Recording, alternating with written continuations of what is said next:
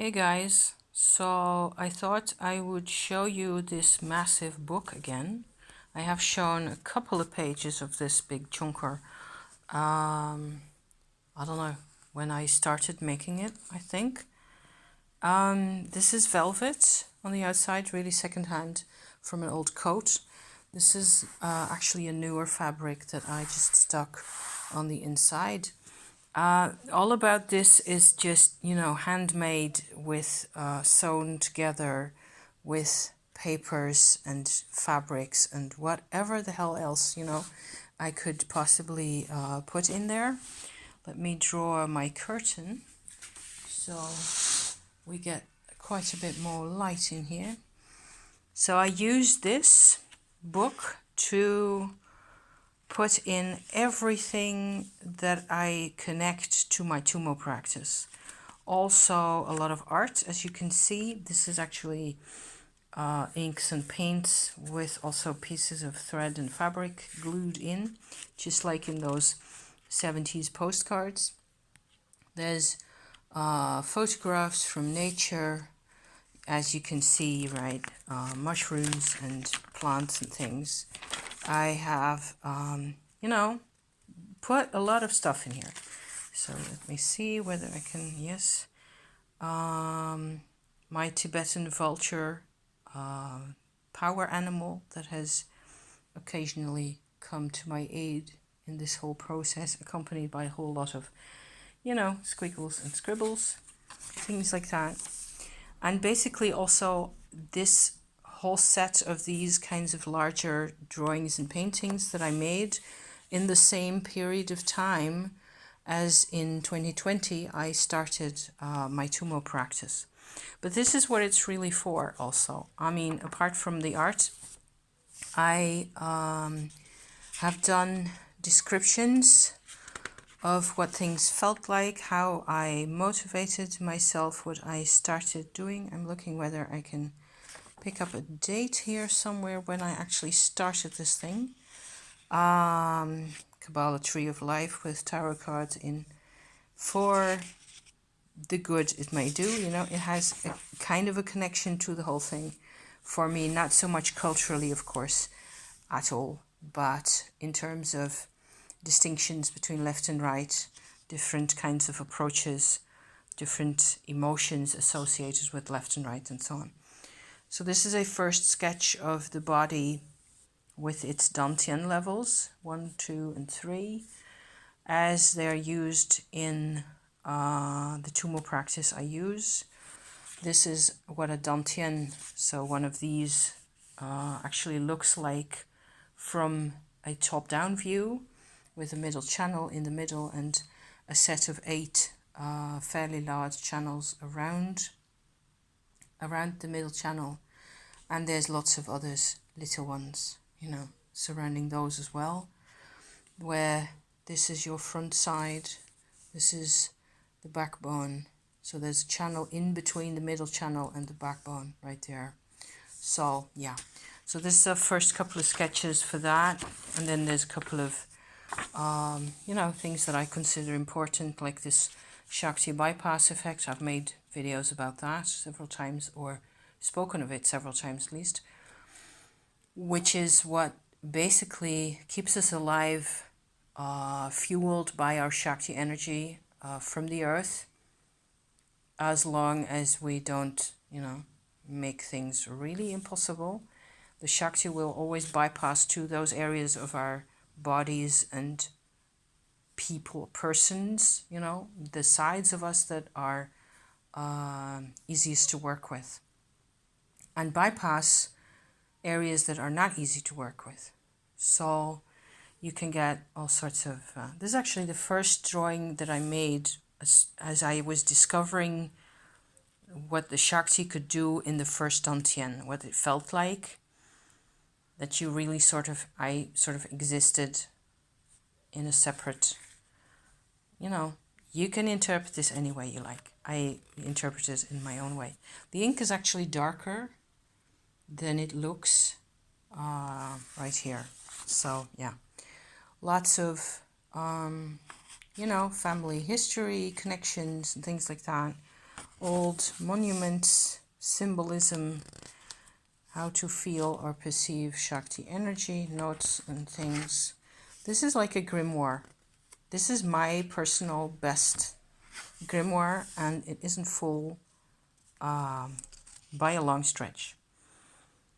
The Shakti Highway, which is what I call the middle channel, with its energy, how that really feels, how that really works, and compared to also using the Shakti in the other channels, where it is easier to slow it down, compress it, and make it available for organs or systems that are normally bypassed.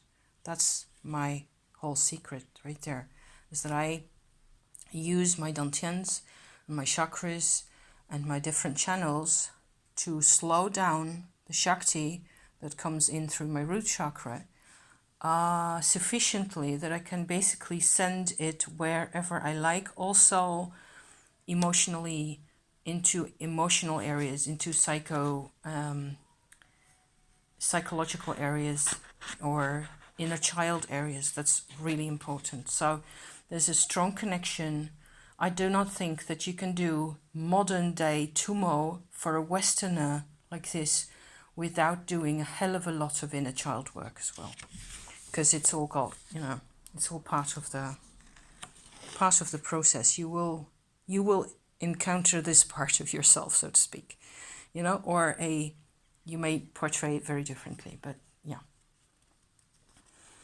Shaktipat, that's an Indian term again, because we don't have Western terms for these kinds of things.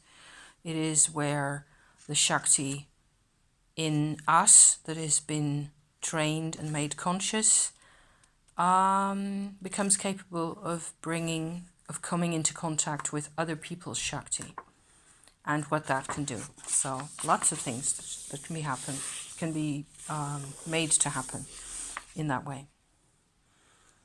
Earth connections, healing, light connections, past lives connections, family karma, that kind of thing.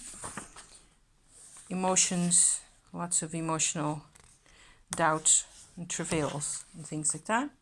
Just going on through this. More past problems. The perspective of the Dakini. The Dakini is another sort of respectful term for the Shakti. The Shakti as a person is a Dakini, is what I have picked up from it, And it's hugely important, and it is something that cannot be reduced to something easier to work with. You cannot, that's why Shakti is blocked in most contexts, We do not work with Shakti because she can be trained. You can train yourself to work with her, and she'll provide you with the greatest sense of relief that you've ever known.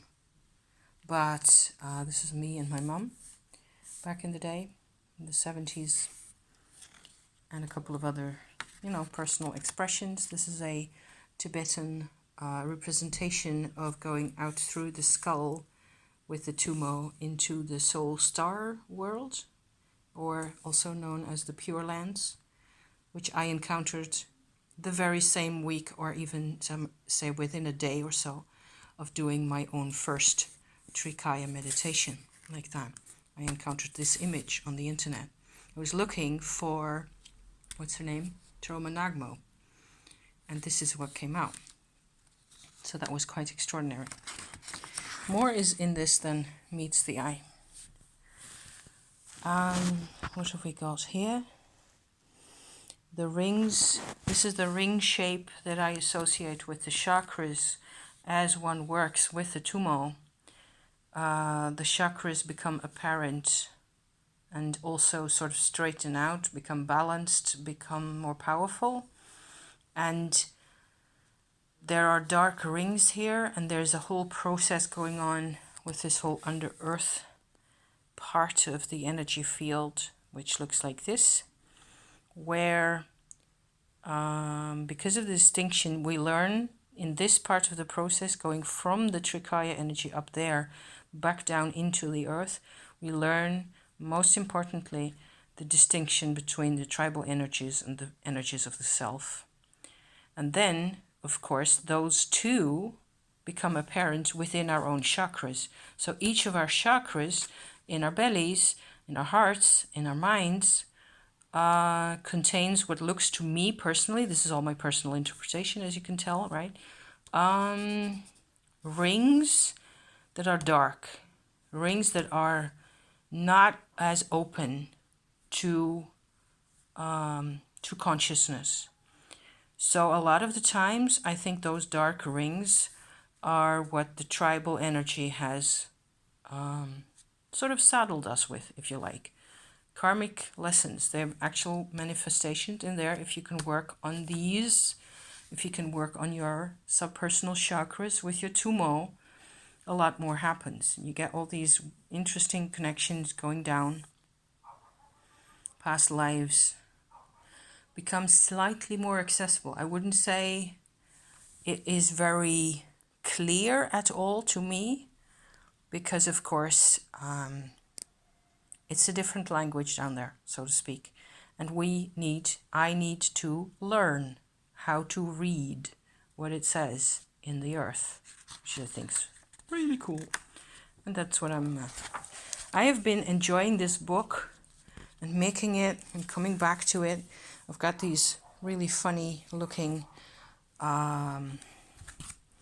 let me see, these kinds of ribbons in between that I bought, that I managed to sew into the book, like so. These are drawings, because it's a set of drawings that I made using my left hand only. So that was interesting from an inner child perspective, because there was a whole lot of different types of behavior energy coming out from my left side than I do normally with my right. I've also made videos about that. More paintings, more text.